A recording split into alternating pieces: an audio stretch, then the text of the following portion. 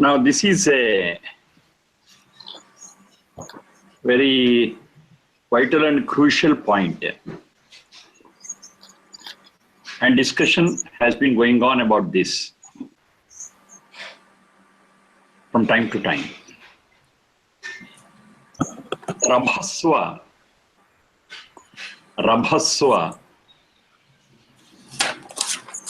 Tvam Shatrun. Rabhasva Tvam Shatrun. Rabhasva Tvam Shatrun. Atharva 10:3:1. 10:3:1.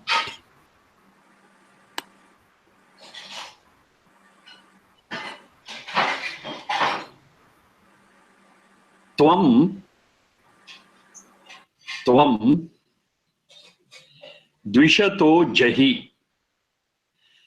Tvam Dvishato Jahi.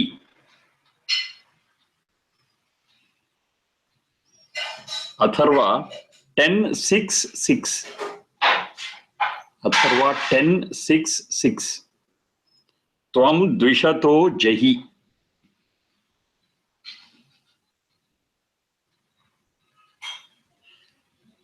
Pruthivyastam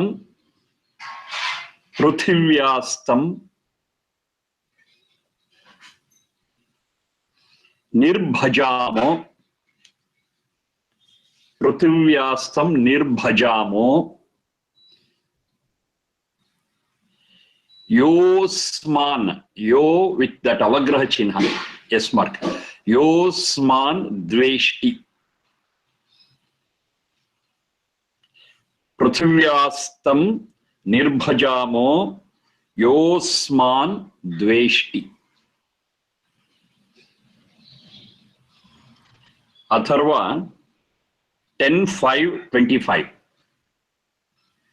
10:5:25.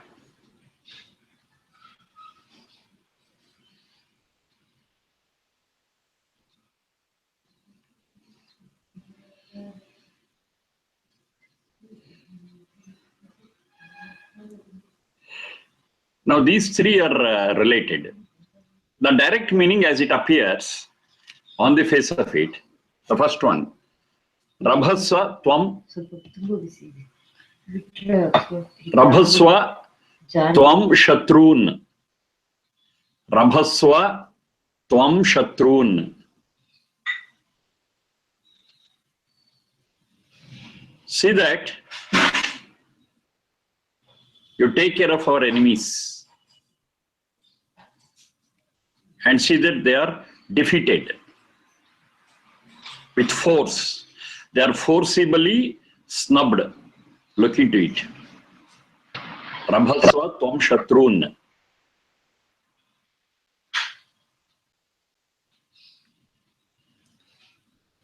Tvam Dvishato Jahi.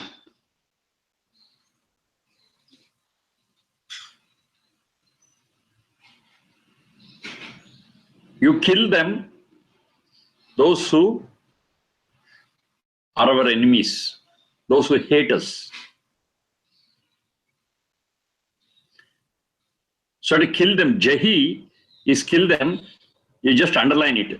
Some explanation is required for that.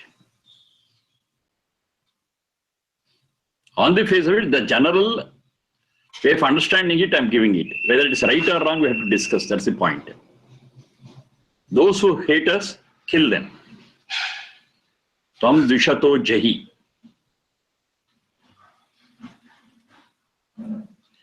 Pruthivyastam Nirbhajamo Yo Asman Dveshti. Yo Asman Dveshti. Those who hate us. Pruthivyam. On this earth. Those who hate us, we shall see that Tam Nirbhajama. Shall see that they are divided. We shall see that we will not support them. We will not honor them.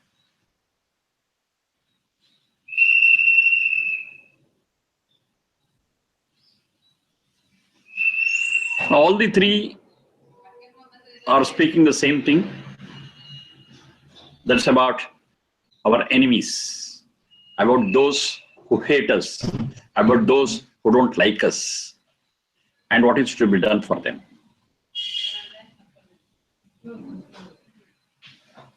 Now it is a point for great debate which has been happening since we remember. On the one hand, Vedas speak of Maitri.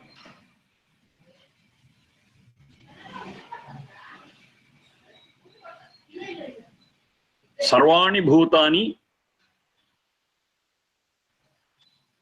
Samikshye. So it says we shall look at each and every living being with Maitri Bhavan. Mitrasya ma chakshusha sarvani bhutani samikshe. Mitrasyaham sarvani bhutani samikshantam. Mitrasya chakshusha samikshyamahe. This is what Vedas say. We shall be friendly with every other creature, not even human beings, all. Sarvani bhutani. And here it says, kill them, snub them, spoil them, those who hate us. Now these two, on the face of it itself, appears contradictory. But Vedas have one very, very great feature where they never contradict themselves. That's a basic quality of the Vedas. That's why it has become a guiding scale for us. Absolutely, there is no contradiction. Taking all the four Vedas into consideration, nearly 20,000 and odd mantras, there are no contradictions. So on the face of it, it appears there is some contradiction. So it is for us to solve it. It's for us to understand it. Now one basic thing is Jahi. That's what I asked you to underline. Jahi, the root of it is Han Himsa Gatyoho. Han Himsa Gatyoho. From that comes this word Jahi. From that comes the word Hanti.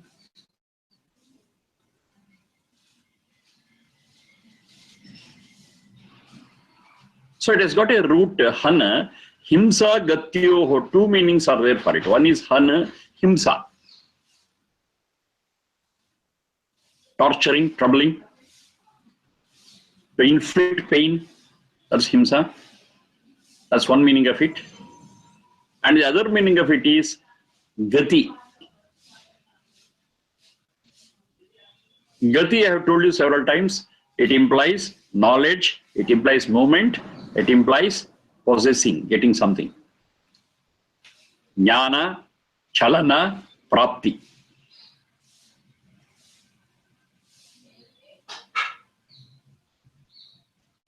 Now in a particular root, a particular dhatu has got several meanings. We have to consider all the several meanings. That's very important. But what happens generally is, one of the meanings becomes predominant, becomes famous, becomes common, whereas the other one remains in the background. That's a problem. When we use the dhatu Han and the word which is derived from the dhatu Han, we should consider both. Himsa also we have to consider, and Gati also we have to consider. This is very important. It's a technical point. Gati is not to be left. But most of the time, people speak of that Himsa and that Gati is sidelined. Have to consider both equally because that root has got both meanings.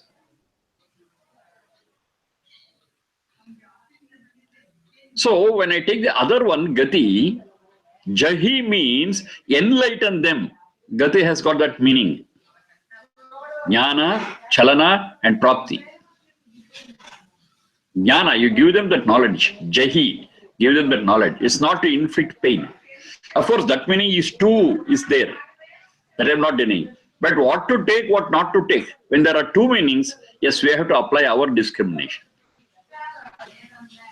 When Vedas on one side are prescribing friendly nature, Maitri Bhavana, cooperation, love. Now it says on the other hand, kill, snub, they won't match. But I got the other one ready there. It says, enlighten them. Enlighten them. Those who hate, enlighten them. That enlightening, that giving that knowledge, making them know the truth, realize truth, and lead a better human life, it is there. It's there. It's not our creation. It's not our imagination. That meaning also is there. The only thing is we have to pick up the right meaning. That's the thing.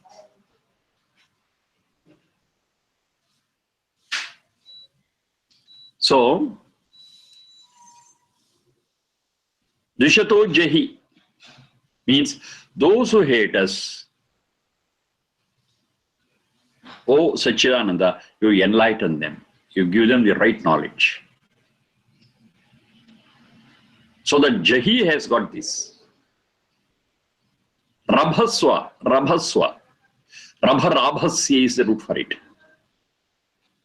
Once again, there also, Rabhaswa is to snub them, control their advancement. That's what it means. At the same time, give them progress is also another meaning in that. Rabhaswa. Those who hate, those who have enmity in them, they cannot progress. Their progress is checked. Or remove the hurdle and see that they too progress. Rabhaswa means even that. Now, considering that there are no contradictions in the Vedas, on the contrary, we have got so many mantras just complementary to one another, which I have seen several times. It's always better and right to take the meaning in this sense.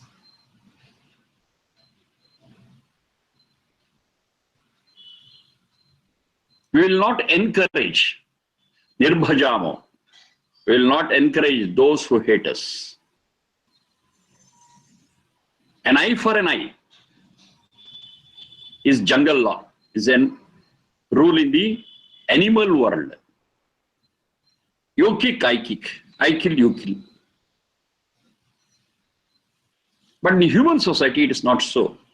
If somebody is dangerous, if somebody inflicts pain, we tolerate it and see that they also come out of violence. We work as shock absorbers. It's possible only for a human being. It's not possible for animals. For animals, if pain is inflicted, they retort. They fight back. That's animal nature. Or if they assess that the enemy is stronger, they run away. One of the two. Fight or flight. That's the rule in the animal world. Flight or fight. But in human society, the whole thing is different. Here we tolerate, we bear it, even if it's a pain inflicted on us, we take it, and on the contrary, in return to it, we give them love, we give them friendship, we give them knowledge. That's a human feature. Only human being can do this. Nobody else. No other creature on the planet can do this. Now, considering these other aspects, we will not encourage those who hate us, those who inflict pain on us. Answer for violence is not violence. One thinker says, if the rule an eye to eye is followed, then everybody in the world will become blind. An eye to eye is not the answer, especially in human society. We will not encourage them. We will see that it's prevented. We see that some knowledge is given to them and see that they are transformed into real human beings. From being cruel. Cruelty is not the nature of human beings. Compassion is the nature of human beings. So in this background, we have to reassess the meaning of those sentences and understand the actual thing. Okay, I hate some X. Will I not be hated by some Y? What happens? For him, I'm a bad person. For me, someone is a bad person. For them, another one is a bad person. So you think on these lines. At one point of time, everybody on this planet is an enemy. There's no person who is not an enemy. Because one or the other person will not appreciate one of the qualities of one person and looks at him as an enemy. So if I pray God, let my enemy be killed, he also prays, let my enemy be killed and it is me. What happens finally? It's not a peaceful world. It's not a peaceful society. That's what is happening today. That's what is happening today. Number one. Number two, why a person is called an enemy? Is it because I don't like him? Is it because I don't appreciate him? Or is it because he has some bad quality in him? So this is a point. Am I looking at it from my personal angle, or I'm looking at him from the perspective of the peace of the society? So I have to define who an enemy is. Because I don't like him, because I had a fight with him, I cannot say he's an enemy. It becomes purely personal, subjective. Defining a person as an enemy, it becomes subjective. And that is what we understand every day now. In fact, we have to look at that enmity and enemy in an objective way, not subjective. A person who is not compassionate, a person who is not friendly, a person who doesn't care about the peace and welfare of the society has to be defined as an enemy of this society, not any person. Is how we have to understand that enmity. And we call those as anti-social elements. It's they who are enemies. Not an enemy to me, not an enemy to my country, not an enemy to my society, but it is for the whole world. When they have in them that cruelty, when they have in them that selfishness, when they have in them avariciousness, when they have in them jealousy, they are to be considered as enemies. Now the wonderful point we have to observe is basically they are enemies to themselves and then to the society. Those who roost that hatred, those who roost that cruelty in their hearts, they are enemies to them first. Because they trouble them, they disturb them first, they spoil them first. And that spoiled person will spoil the peace around. So who is our enemy? Is a person, or is that bad quality, disturbing quality, like hatred, jealousy, avariciousness, cruelty, etc., etc. It is those thoughts, it is those views, it is those qualities which are real enemies, not the person. The person who we are seeing, it is Sat, Jada. It's made out of inert things. By itself, it is neither good nor bad. It is an instrument. Goodness or badness is not in the instrument. It is in the operator. Anything for that matter. Knife by itself is not bad. Knife by itself is not bad. It is an instrument. It is very sharp. It can be used to cut. Fine. That's all its quality. Now it depends upon who uses that knife. If a person uses that knife for cutting fruits, fine, knife is good. That means to say, knife is put to good use. If a person uses the same knife for stabbing, knife is bad. That means the knife is put for a bad use. Now, who is responsible? It's a knife for the operator who has used it. The problem is not with the knife. The problem is with the operator, with the user, the one who operates the machine. That is the real culprit. Anything, just one knife is an example I gave. Anything for that matter, anything. An instrument is neutral. It does some function, that's all. And that it does not on its own, because it is inert, jada. If an instrument is bad, the problem is not with the instrument, but with the person who is handling that instrument, who is handling that tool. This is a basic principle we have to understand very clearly. This is possible only when we understand that we are a combination of soul and Sharira Indriya Manas. Only we realize this fact, yes, we will be understanding where the fault is. Is it Sharira Indriya Manas or with the soul? Modern science is yet to reach this level. Of late, they understand there is something beyond Sharira Indriya Manas. There is something beyond this physical world. But what it is, how it works, they are yet to realize. But Vedas are proficient in that and very clear about that. The whole problem of enmity, the whole problem of cruelty is not with the tool, is not with the Sharira Indriya Manas, but it is with the soul, the operator.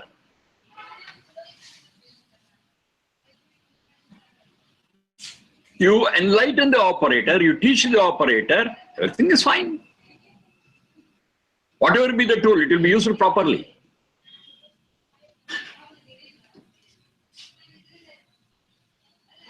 The whole problem of enmity, the whole problem of cruelty is in using the instrument. Putting the instrument into use, whether in the right way or in the wrong way. That makes all the difference.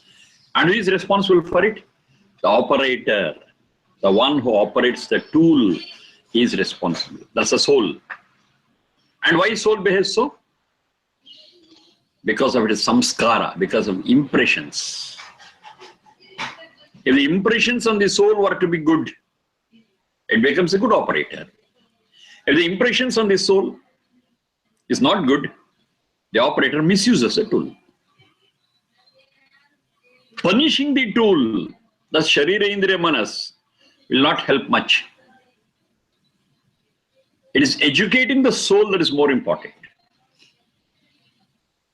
Separating the soul and the tool, the operator and the tool also will not solve the problem. Maybe temporarily the tool will not be misused. But that attitude of misusing the tool is still there in the soul. That's not removed. The basic problem is still there. We are only taking away the tool from the soul. What I mean by that? Kill the person who is bad. So what is that killing? Maybe hang, maybe electrocute, shoot, whatever, something. Capital punishment in total. So what is it happening when you are going for capital punishment? We are separating the soul and the Sharira Indriya Manas. That's all. But what is the quality of the soul? It is still bad. Quality of the soul is still bad. There is no improvement on that side. Because it is without tool, it is not doing anything now. Because we have separated the tool forcibly. But the quality, the bad quality, the disturbing quality is still there in the soul. If not this tool, it will get another tool again. Because I got this birth and death cycle. Remove the tool is not an answer, because it will get another tool. And whenever a tool is got, it will misuse the tool, because that quality of misusing the tool is there in the soul, that is not attended to, that's not removed. You have to analyze very clearly.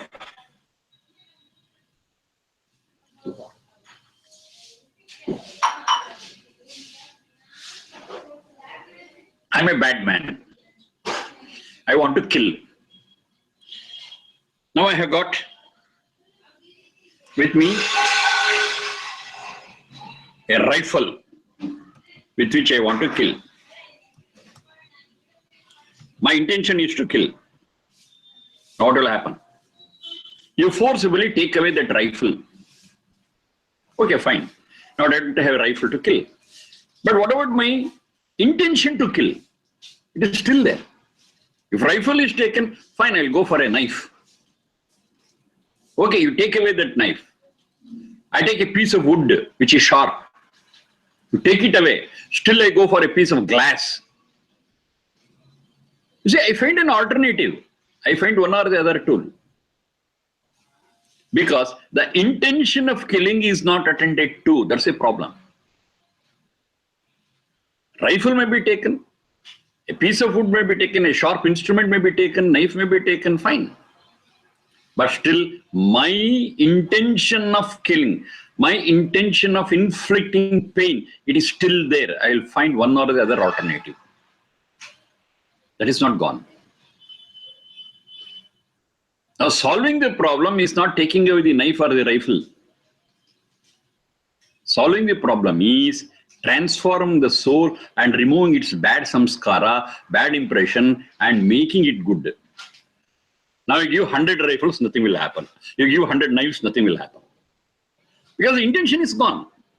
The intention is gone. The intention of harming others, the intention of killing is gone.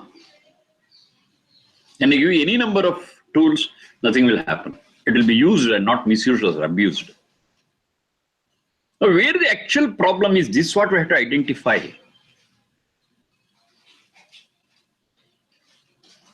The actual problem is not in the tool, the actual problem is in the operator.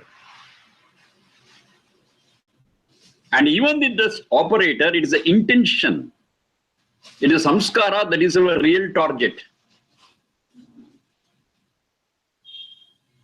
In the soul, there are certain qualities, bad qualities, harmful qualities, that is our real target. You give compensating samskaras to the soul. How we can give? We can give it only through, we cannot tackle, we cannot educate the soul straight. We have to communicate with that soul only through the Sharira Indriya Manas. Communicating either way. And it says something, it reaches the soul through Sharira Indriya Manas. If the Sharira Indriya Manas is not there, I cannot communicate with the soul. The soul, on the other hand, cannot communicate with me without Sharira Indriya Manas. Now you see, to educate that soul, to give good samskara to the soul, Sharira Indriya Manas is a must, inevitable. If I separate it, what's the use? I'm not able to communicate with it, I'm not able to transform it. If I have to transform that soul from a bad samskara to a good samskara, Sharira Indriya Manas is a must. We have to protect it. Through that only I have to teach. So that only I have to educate. So that only I have to transform. There is no other goal. Separating it is no answer. Separating it will never solve the problem.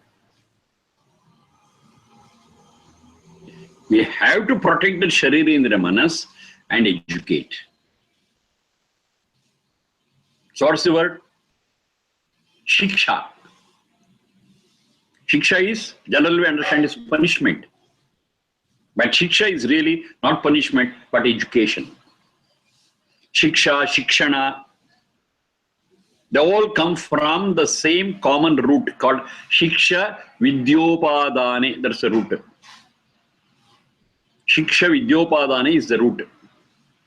That means to enlighten, to educate, to give right knowledge. That is what is called a Shikshana, education. That is what is called a Shiksha, transformation. But generally we understand it as punishment. Punishment is not danda only. Danda is physically torturing. But maybe for some people it may also be required. But there is a last resort. Sama, Dana, Bheda, Danda. These are the methods to educate a person. Sama is to praise them. Oh, you are a good person. You can understand. You are like this. So we always talk about them in positive sense. It's a positive attitude, positive thought. That is Sama. Many people will understand that and transform themselves. Yes, they are telling I'm good. They are telling I'm good. So I have to be good. So they become good. They are very sensitive. But some are not so sensitive. So we go for the second one, Dana. Okay, if you do like this, I will give you this. This is a benefit you are going to get. Do this. You will be gifted with. You will be given the prize of this if you do this. Okay. With an expectation, they do it. Dana. Sometimes that also doesn't work. Then we go for Bheda. That Bheda is comparison. You see that person and what are you? That person compared to you is not at all good. You are better than that person. So like that, we do a comparison and see that this person says, yes, I am good. I am better than that person. I will be like that. And we motivate them to become good. Some are still hard. So for them, if required, don't give them food. If they are hard, keep them alone. Solitary confinement. If they are still hard, give them a good beating. Doesn't matter. But don't kill them. Because Sharidra Manas is very much essential for our communication. I'm not to kill them. Some people are afraid of the pains, the physical pains. So give them little pain. Not with the intention of giving them pain. But to educate them. Oh, if I transform myself, I will be relieved of this pain. Okay, let me transform. Instead of suffering from this pain, let me transform myself and be a good person. That is Danda. Sama, Dana, Bheda, Danda. There are the different methods. But they have to be applied very, very diligently. Very, very diligently and carefully. These are techniques not to be used haphazardly, not to be used without thought, but are applied very, very carefully. But finally, what is the purpose? The purpose is educating the soul, giving good samskara to the soul. And finally, seeing that it doesn't misuse the tool that is given to it. And where is enmity? Who is an enemy for us? No one. There's transformation. An enemy, a cruel person is transformed into a human being. Fine. The whole problem is solved. Now there's one more thing, very important thing. Now, transforming an anti-social element using these things is all fine. But prevention is better than cure, we know that. We have to have a setup where anti-social elements themselves will not be formed in the society. Creating an opportunity for an anti-social element to prop up and then transform. No. We create such an environment in society where such bad elements themselves will not be there. Of course, it appears ideal, but it's possible. How? That's why we have got those Shodasha Samskaras, 16 Samskaras, starting from Garbhadana, Pumsona, Simantonena to Antyeshti. They're all Vedic. If you want to use the word, you can use the word rituals. Vedic rituals and Vedic rites. But the word ritual or rite will not really give the sense or meaning of the word samskara. Okay, the closest word you can use it, ritual or rite. By using those rituals meaningfully, by applying those rituals meaningfully, from Garbhadana, that is even before the birth of the person, from there we create a ground where the impressions on the soul will be positive, positive and positive. from there itself. From the very inception, we think of giving a positive perspective to the soul. Even before it's born, even when it is in the womb of the mother, its education starts. Giving samskara to the soul starts. Very, very scientific. And once it's born, further we give samskaras in the environment. And finally, the best samskara we are going to give in Upanayanam and Vedarambha samskara. That is taking the child to the teacher, the mentor, and seeing that they study Vedas. When I say Vedas, it doesn't mean a book. It's a set of human values that we have been discussing. The set of human values is taught to them. And they are made to appreciate those human values in such a way that they will never forsake it. They will employ those human values in their life, and any circumstance. There is a training and motivation given during Upanayanam and Vedarambha samskara, when they are in Brahmacharya ashrama, when they are with the teacher. A person who has learned things, who is exposed to the human values in such an environment, can never, I repeat, can never become an antisocial element. Transforming them is a very, very, very, very rare case. Every product of Gurukula has to be a loving, compassionate, beautiful human being, not an antisocial element. If their bad samskara is too much, even this Gurukula cannot transform them. Very, very rare case. But the very purpose of Gurukula is to change even such hardcore bad elements, samskaras. They do it. Maybe a person in Gurukula spends 5 years, 6 years. A person with such bad traits may have to spend his time in the Gurukula to an extent of 10 years, 12 years, 15 years. Until it is gone, he will not be released from Gurukula. That's what Gurukulas are there for. It's not for teaching literacy. The purpose of Gurukula is to implant in the soul the human values. That's the purpose of a Gurukula. The goal of a Gurukula is that.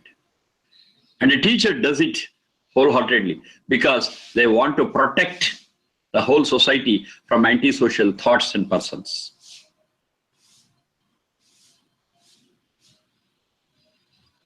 Though it appears utopian, though it appears impossible nowadays, because we are not seeing such a process in the society nowadays, or very rare it is. So we are not able to visualize how it works.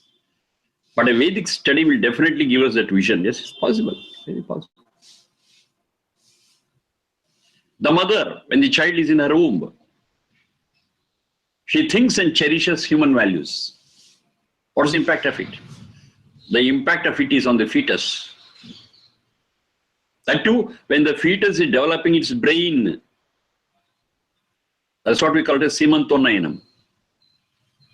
Not just a show. It's not just a blind ritual or a rite.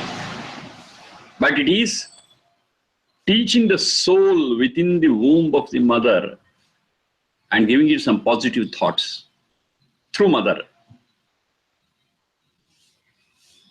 Maybe there are some bad traits in that soul, but that will be overruled by the positive thoughts which we shower on it in the womb itself. The bad traits will get snubbed, will not get an opportunity to show its ugly head. It is snubbed. Of course, we are all a mixture of bad and good, bad traits and good traits, right? But the bad traits have to be snubbed and the good traits have to be encouraged. Now that work starts in the womb of the mother through the mother. Mother thinks good, Mother talks good, mother does good, mother reads good, mother listens good. The whole environment around that pregnant woman will be maintained in such a way that if at all there is some bad trait in the soul, that doesn't get any encouragement and that will be snubbed. That's what happens there. Then after the child is born, an environment is created by the parents and the society around where it will pick up the human values. So maintaining the environment too is our responsibility to prevent antisocial elements coming up. This I have referred to several times. Look at any bad person, study their history. There are many people who are tyrannous, who are terrorists. Now when we look at their background, we'll always come out with one truth, that is their infancy, childhood was full of trouble, disturbed. Their adolescence was disturbed. Only the life of such people, where their infancy, childhood and adolescence is disturbed, they become tyrants. They become bad people. And those who had a beautiful infancy, childhood and adolescence, they all become pious and noble. It's not something to be believed. You have to study the history of those people.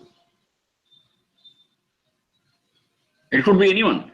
It could be Gaddafi. It could be Idi Amin. It could be Gandhiji. It could be Shivaji. It could be Einstein. It could be Newton. Study their basic lives. Those who had a happy infancy, a happy childhood, a happy adolescence, definitely they become very useful citizens of the world and human beings. Those who had a disturbed thing, yes, they turn out to be cruel. They turn out to be tyrants. That's a natural reaction. That's a natural reaction. Infancy, childhood, adolescence is an age where we should appreciate the world. So when you are able to appreciate the world and the beauty of the world, we can never become an antisocial element. But the situation during that period, it is not allowing us to appreciate the beauty of the world around. Instead, if we experience the world as cruel and disturbed, what will happen? Oh, we understand. Oh, this whole world is disturbed. This whole world is crooked. And an answer for this crooked world is me become a crooked person. That's a natural reaction. And they become tyrants. They become cruel. They become antisocial elements. That's a basic principle which is working. And how do you stop it? Create a good environment for them during their infancy, during their childhood, and during their adolescence. Give them love. Give them freedom. Give them an opportunity to appreciate the beauty of the world around, the environment where they are going to live. And also enlighten them about the human values which are essential for a peaceful and happy living. That's all the other samskaras. Nishkramana, Annaprashana, Chudakarma, Karnavedha, Upanayana, Vedarambha. All the samskaras are there for that purpose. Now when these rituals or rites are followed strictly with meaning, I stress on that, because even today we follow these things, but without understanding the value of it, without understanding the significance of it, blindly we follow it. It's not following the ritual or rite that's important, but it's very important to understand the significance of it. So if you understand the significance of all these things and perform them and do it, practice it, yes, the soul gets transformed ultimately. So the soul gets transformed, fine. The very Shatru is snubbed in the very, very initial stage, nipped in the bud. That enmity is nipped in the bud. Excellent. So when I say kill the enemy, it is not after the person has become an enemy, it is to kill the enmity in the very birth stage. That's what it means. Now this goes very well with Maitri Bhavana, with friendship and cooperation. Now we don't find any contradiction in that. They are complementary to one another. Yes, we want friendliness, we want friendship to be in every place. So the enmity should be nipped in the bud. So that enmity is not in the tool. That we have to be very clear. It's not in the tool. It's in the use of the tool. And the whole problem is the user, and tackle the user and change their attitude from negative to positive, then the enemy is killed.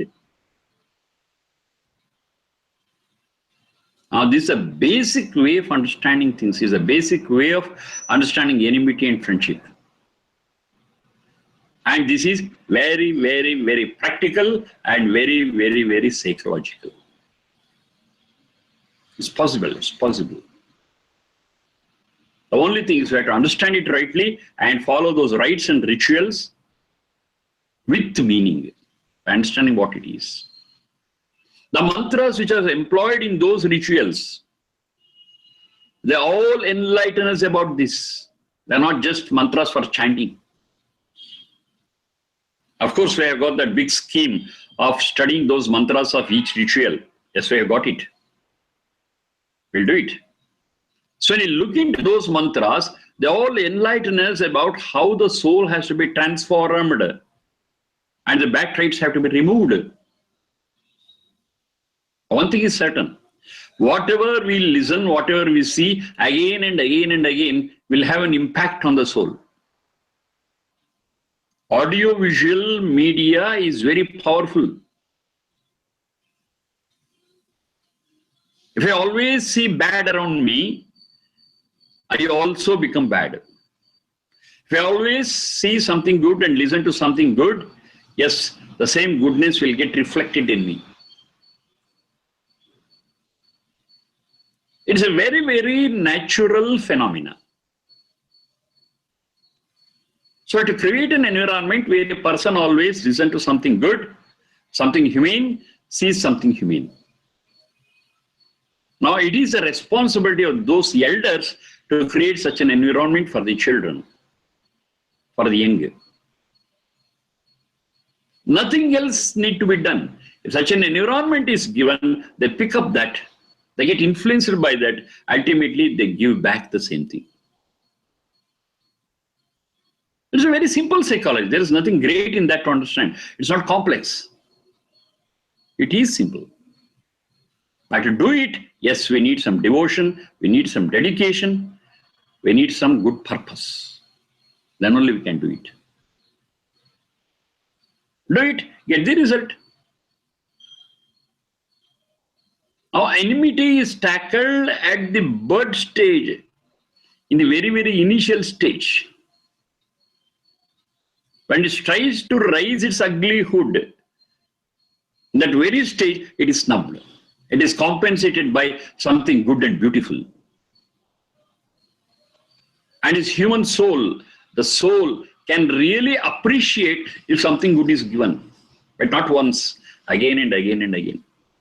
So it will compare it with what the bad trait it has got and the good trait, and definitely good trait will be chosen and the bad trait will be washed off. And it's possible only in a human life. We have to do it for ourselves, we have to do it for others. That's what is called a samskara. At different stages of life it has to be done.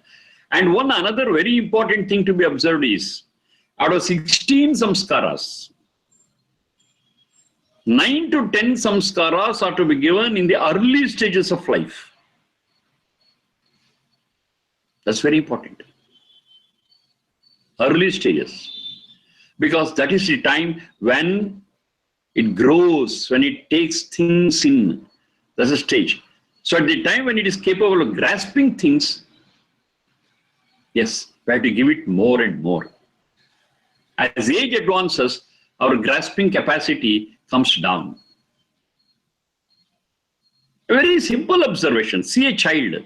It picks up the language in an year or two, very fast, very well. But we as elders, if you want to learn a language well, I have to struggle and spend more time. A new language, if I have to learn now. But children, you just leave them in an era, they just pick up so naturally, easily, and so fine. Their grasping capacity is very high. For any human being in particular, grasping power is very high in the early stages, in the early ages. As age advances, the grasping power gradually comes down. So for a child, if I create an environment like that, it picks up all that goodness around it, all that compassion around it, all that love around it. It's our responsibility to do it. And that is why out of these samskaras, majority of the samskaras are prescribed by the time the child reaches 7 or 8 years. Maximum number of rituals, maximum of samskaras are prescribed before that age. And it starts from the womb.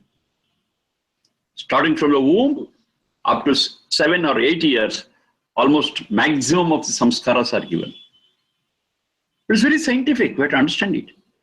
And when we study the mantras in detail, we'll be amazed how they could visualize all such things. It will just make us wonder about it. I know, we are going to see it. We are going to see it. It's a big process, a big series. Because all the 16 samskaras you have to see, and at least we have got a dozen or 2 dozen mantras in every samskara to analyze. You can see that a few words of a Veda mantra we are trying to understand with 1 or 2 classes. If it's a full mantra you have to study, yes, it requires a lot of time. Fine. We have no time limit. Every day we are ready to study, we are ready to understand, and we'll do it. We'll do it as much as possible. We'll grasp what is there in that. So, kill an enemy. Now we are able to understand in the right perspective. Kill an enemy. See that one who hates me, one who has got hatred in him, see that it is not allowed to grow, not allowed to bloom. Let it be snubbed, let it be nipped in the bud. Kill the enemy. Now I understand that it is not separating the soul and the tool. It is transforming the bad quality in the soul. That is a real killing of the enemy.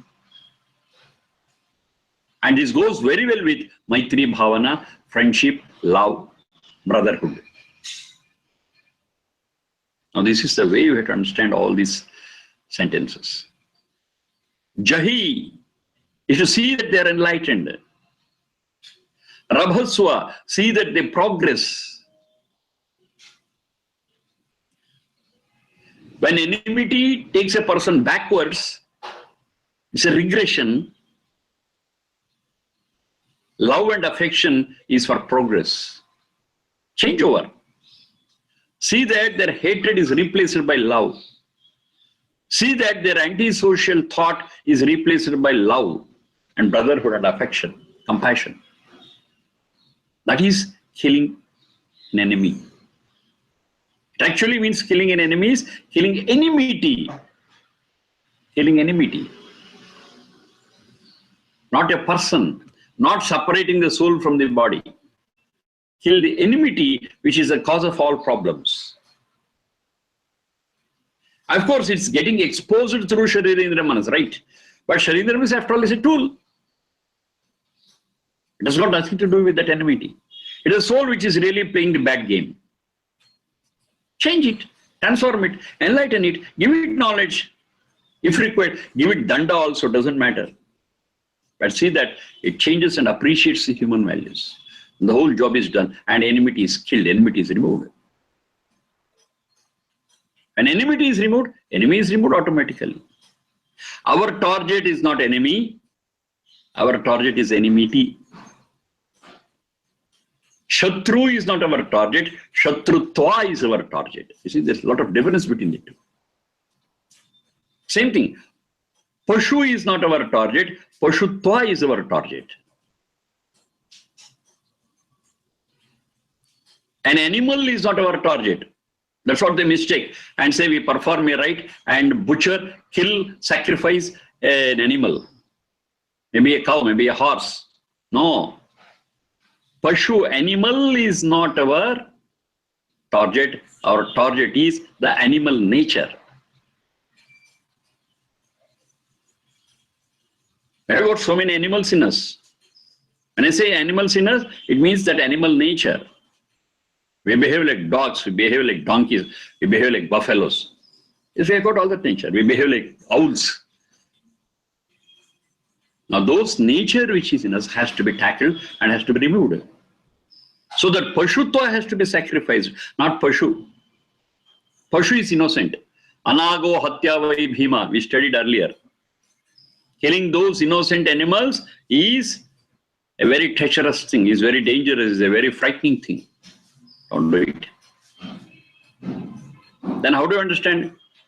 We have to kill the animal nature, brutal nature. It's a brutality that should be tackled, not an animal. It's innocent. It has got nothing to do with our improvement. Our improvement is possible only when we kill that animal nature in us.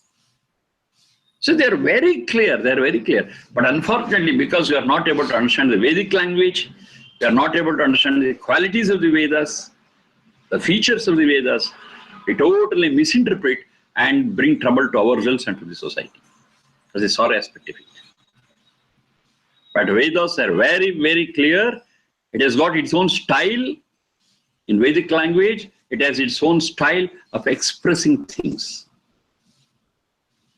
which is quite different from our normal expression, our normal language. There's a lot of difference between the language we use, maybe even Sanskrit or any other language, and the Vedic language. There's a lot of difference.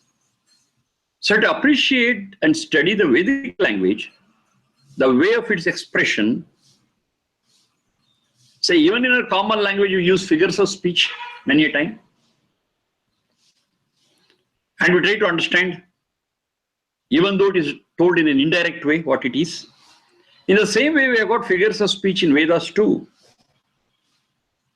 They express it in figures of speech. And the style of figures of speech in Veda is different from what we do it in our ordinary language.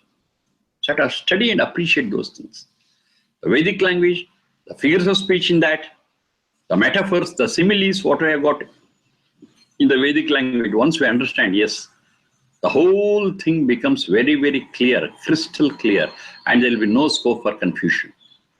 This is one such point where a lot of confusion is possible, and a lot of people have been confused and have been giving wrong meanings to these things. But it's not so. It's very, very psychological, it's very, very humane. Our target is not enemy, our target is enmity. Our target is not the Sharira and Manas, our target is the soul.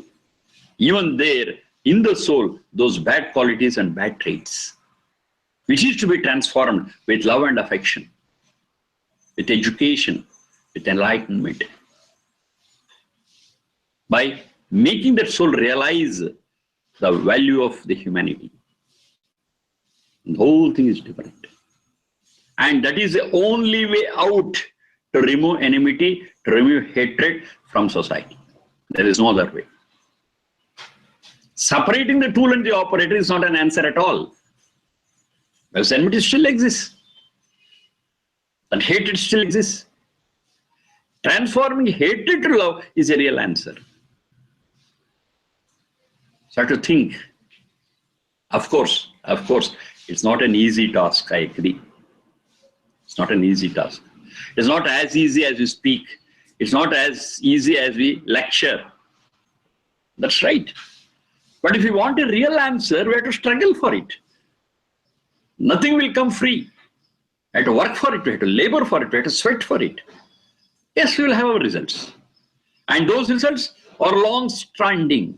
Those results are very, very beneficial, not only to us, but the whole humanity. Should you not be prepared to work for it? Should you not be prepared to take a little trouble for it?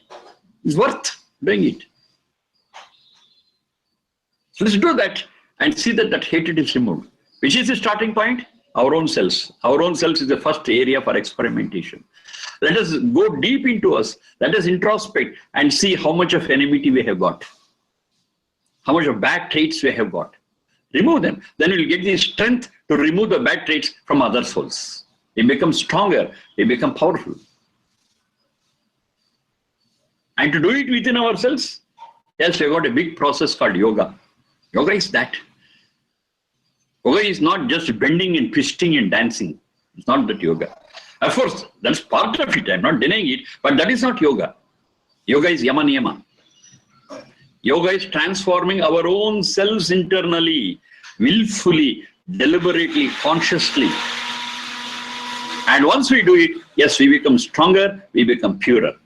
And the strong and pure soul in us, through our Sharirindra Man, is capable of transforming other souls.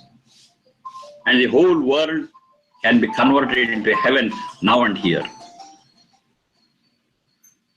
So this is the way you have to understand these sentences, what I have dictated just now. And they never mean to inflict pain on others. It never means killing. It never means harming others. It's total transformation we are speaking of, and it starts from us. We are the starting point. We transform ourselves. We start loving everyone. We start loving every creature. And see that the same thing is spread to other souls through samskaras, through our actions, through our practices. Okay, think over. It's a very, very deep subject. It's a very, very deep subject, and seriously we have to think about it. And if you think about it seriously, yes, the truth will reveal itself before us. And that seems to be the one and the only solution for all the cruelty which is going on in the world. All the terrorism that is going on in the world. All the wars that are going on in the world. This is at the base. Some people who are at the helm of affairs are cruel internally. They are sadists. And because of their sadism and cruelty, they are creating all the disturbance in the world. If that transformation takes place in such people, yes, tomorrow the world will be a peaceful world. Think over, analyze. Let us start from ourselves. That's the starting point. Just by transforming ourselves, the whole world may not change. But that's a good starting point. That's a good starting point. Whether the world really appreciates it, changes it or not, but we internally can experience that peace and harmony in us by doing it. That much is 100% assured.